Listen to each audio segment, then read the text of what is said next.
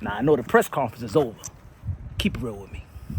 Why you pick Xander Zayas over these other motherfuckers in the 154-pound division? Two-week division world champ. You know? Man, please, man, stop lying, man. Pick up off me. Lying dirty dog. Can't even keep it real with me. Yeah, I had to walk away. Because I don't think that Jerome Boots Ennis is being honest with me. Yeah, I think he lied to me. And I've been following Jerome Boots Ennis. I've been supporting Jerome Boots Ennis since day one. He know. His team know. I just want to know his authentic motive in picking Xander Zayas.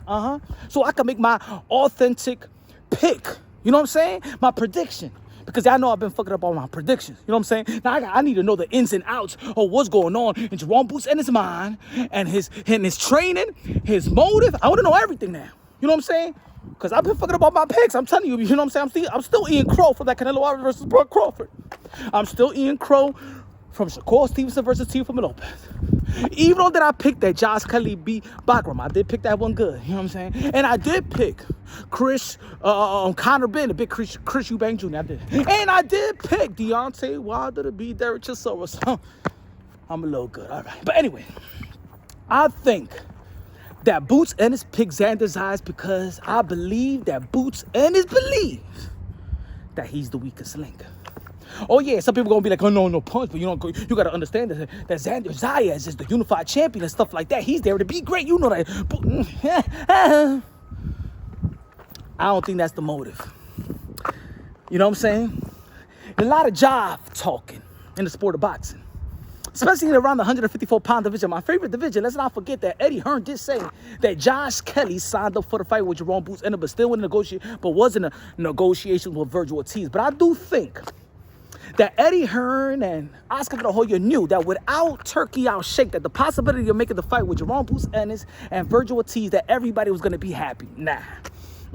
I think that Eddie Hearn knew going into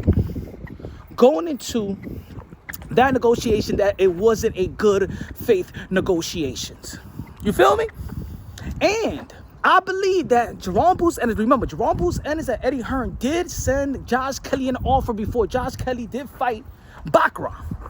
But let's not forget, who was the boogeyman in the 154-pound division, the most stacked division, the most dangerous division in the sport of boxing? It was Bakram. So when Josh Kelly beat Bakram, ain't nobody calling out Josh Kelly. Y'all notice that? Y'all notice that? I mean, you could be a fan or not a fan of Josh Kelly, but let's be real. Ain't nobody calling out Josh Kelly after he beat the boogeyman in the 154-pound division. People was already looking at Bakram like he was the second coming of Turbiev. If he signed for the fight, why that fight didn't take place? Maybe Jerome Boots and his team see, oh man, nah, man, he gonna move her.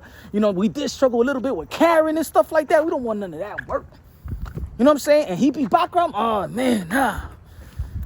Jerome Fundura fought Keith on Tom Thurman. You feel me? He gotta wait on that. Xander Zayas. And then the Virgil Ortiz, like I said again, I don't think that people knew that fight was going to take place. You know what I'm saying? Because the real money wasn't there anymore. So the Xander Zayas, pick Xander Zayas. Let's go with Xander. People could say maybe that was the only option, but I feel like they picked that option because let's be real, let's be honest.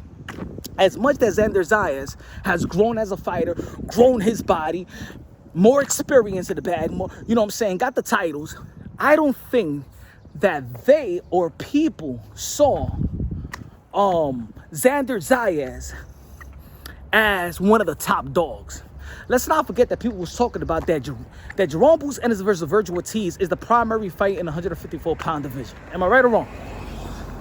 Snubbing Xander Zayas. And maybe because Xander Zayas, shout out to Xander Zayas, I think he's putting Puerto Rico in the map in the male side. Shout out to Amanda Serrano. She's been holding Puerto Rico on her shoulder, the queen, a woman. You know what I'm saying? But she's on her way out. Shout out to Amanda Serrano, going to be performing May 30th out there in El Paso, Texas. But there needs to be a Puerto Rican king. And I think that Xander Zayas is that. He's qualified for that. He's meant for that. 23 years old. Win, lose, or draw, even if he loses to Jerome Boots Ennis, which I feel like is a 55-45 fight, I think that Xander Zayas got a wonderful chance of being Boots, but I got Boots by a slightly chance. But what was for me, in my opinion, was leveling out. I don't know how to say it. You know what I'm saying? English is my second language. I think what makes this fight even more level, more to the 50-50 range, 55-45 range, is that the mental. I just feel, I may be wrong, that Boots Ennis is picking Xander Zayas because I believe that he's the weakest link. Even when they was asking him questions, where do you rate Xander Zayas? He really didn't want to answer like, yeah, he's the most dangerous guy. Yeah, he's the best guy. I mean, Xander Zayas is still not even in the pound for pound list, right? And I don't think because Xander Zayas haven't made that statement win, like, I'm going to hurt you, statement win, that people believe that that Xander Zayas could overcome with Jerome Boots Ennis. But when it comes to Jerome Boots Ennis, I like Jerome Boots Ennis, I like Xander Zayas. But of course, I like Jerome Boots Ennis' skills and talent, flashiness. I've been following him. I've been talking about him since day one, right? And I've been talking about Xander Zayas. We had an interview when he was 17 years old. So I just feel like Xander Zayas haven't had that statement performance. Statement victory, yes. Statement performance, no. But when it comes to Jerome Boots Ennis, I think that the eye test, passing of the eye test has expired. I think he's what? He's 28, 29 years old. Yes, he had victories, but he hasn't had a special victory. Like, you haven't had a special performance as well. Like, Xander Zayas haven't had a statement performance, but Jerome Boots Ennis has special skills, but against who? Hasn't had a special fight. And you understand what I'm trying to say? I think he's living, he got the skills and talent, but I think he's living off reputation more than the actual win. Against who? Oh my God. Yes, he's a champion. Unified the champions, but not like he unified the champions versus a Keith Thurman in the welterweight division, a Earl Spence, a Dennis Garcia, a Manny Pacquiao, a Ugas, a Sean Porter. You know what I'm saying? The people that was in the top at the time. And it's not their fault. It's not their fault. Boots Ennis and Virgil T is not their fault. They wasn't positioned to get one of these guys, but they never got him. And Xander Zayas has the opportunity to get the opportunity that Boots Ennis and Virgil T didn't get early on in their career.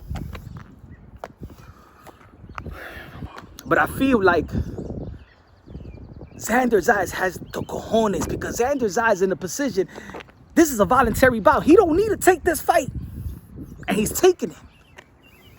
Now, Jerome Boots Ennis said he was the cash cow. Is he the cash cow in the 154-pound division? I believe that if Earl Spence comes back, I believe he's the cash cow. As a matter of fact, I don't know who really the cash. Well, yeah, I'm not going to say Jerome. I don't know. I mean, look, it's up for grabs. It's up for grabs.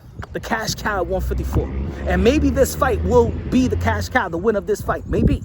Because Xander Zayas got a country. And I think he got the support. I think he got the eyeballs. There's people looking at him right now like this. Ooh, yes. But if he beats Jerome Boots Ennis, he's definitely got the country. And the opportunity is right there in New York City. But, again, I'm picking Jerome Boots Ennis slightly. But Xander Zayas got an opportunity to beat him because, of course, Jerome Boots Ennis doesn't haven't had that opponent to really compliment how special he can be or he is. You know what I'm saying? So, I just feel like, I don't know, that's not a fight that they always talked about. Boots Ennis never talked about Xander like that. Even Virgil Ortiz that time felt that Imagimov was a better opponent than Xander. I don't think they respect Xander like that.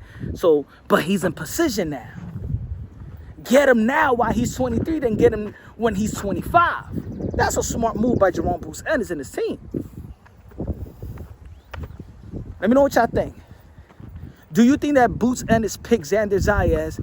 Yes, of course, he's going to be unified champion. And, of course, they could live off that. Nah, man, I respect Xander Zayas. I'm going to become a unified champion. Or he's picking Xander Zayas because he believes he's the weakest link and wasn't rushing for a Josh Kelly fight. They could have fought in the stadium in the UK after that background victory. Jerome Boots Ennis wasn't gonna wait for after the Fundura fight. He was not gonna wait for Virgil Ortiz. So maybe that was the best option. I don't know. I'm just thinking. I want to know the motives. I want to pick this shit right. Let me know what y'all think. Subscribe to the channel. Smash the like button. Love you. God bless. And on to the next.